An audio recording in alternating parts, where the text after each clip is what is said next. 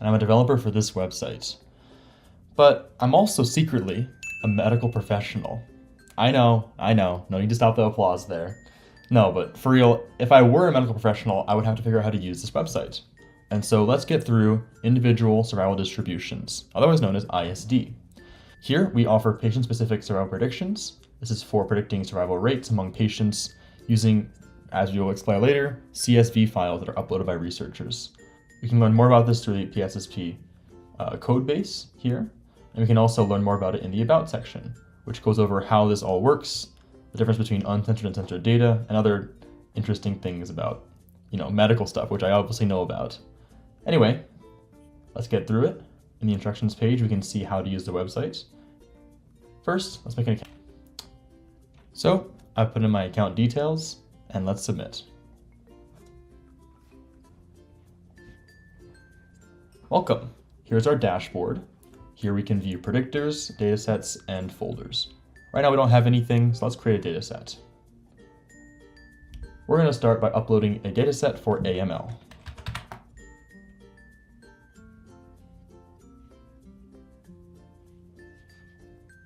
Now let's make it public for now, just so we can test things later.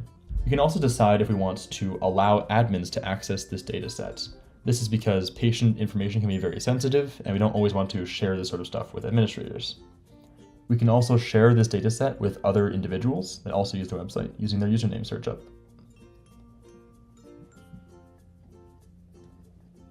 Great, our dataset has been uploaded to the website.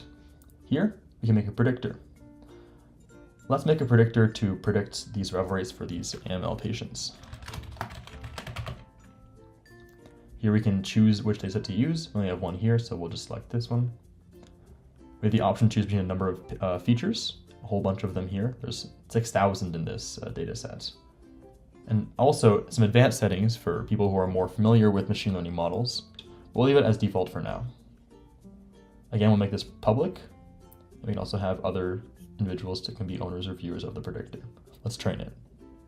It can take a very long time to train models, so we run this in the background asynchronously. So if you ever reload the page, leave the page, do anything else, you can just leave this training in the background. Perfect. Our predictor has finished training.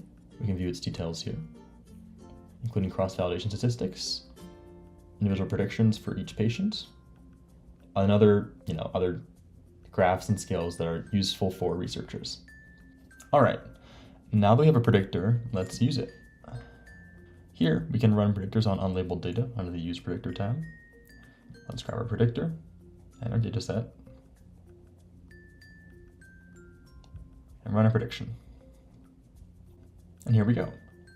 We have individual predictions that are generated by the model that could be used on unlabeled data. In this case, it was labeled, but we're testing it against it basically.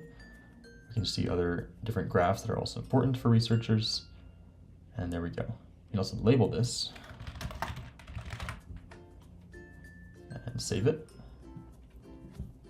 And we can always view it on our predictions panel here. We can also organize our predictors and datasets in folders, which I'll show briefly.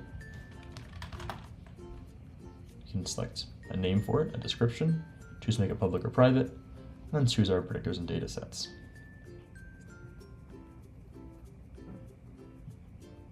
See that it has been made here. We can show the items here, all of these things.